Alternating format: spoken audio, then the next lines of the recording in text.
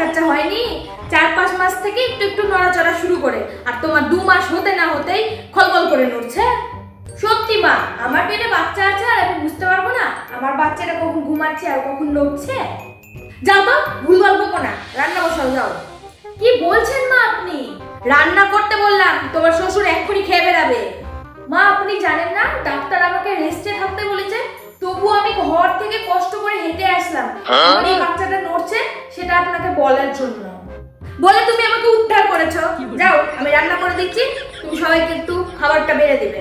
মা আপনি কি ভুলে গেছেন ডাক্তার আমাকে অল টাইম বেড রেস্টে থাকতে বলেছে, শুধু একটু বাথরুম আর একটু কষ্ট করে আমাকে খাবারটা খেতে বলেছে, তাছাড়া সব সময় আমাকে শুয়ে থাকতে বলেছে।